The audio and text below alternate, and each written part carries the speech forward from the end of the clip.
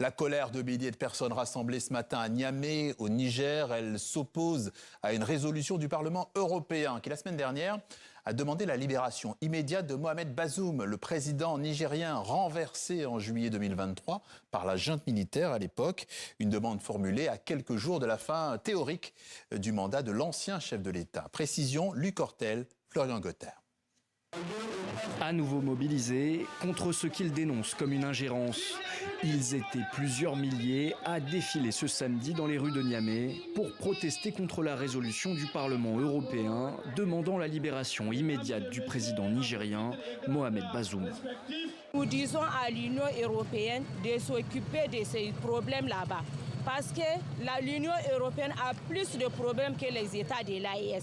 Donc je lance un appel à l'Union européenne qu'ils savent que nous ne sommes plus au temps de la colonisation. Le peuple de l'AES est debout et uni. Nous sommes derrière nos dirigeants.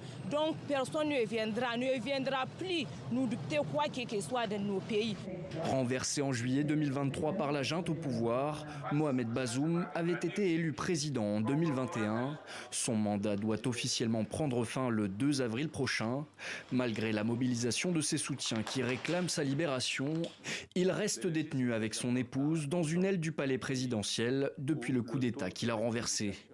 Mi-mars, les députés européens avaient quasi unanimement adopté une résolution pour sa libération, déclenchant le courroux du Niger, du Mali et du Burkina Faso, pays membres de la Confédération de l'Alliance des États du Sahel.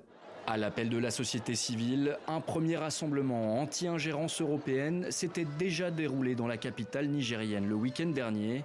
Depuis le putsch de 2023, le Niger et ses alliés de l'AES ont adopté une position souverainiste hostile aux puissances occidentales, tournant notamment le dos à la France, ex-puissance coloniale.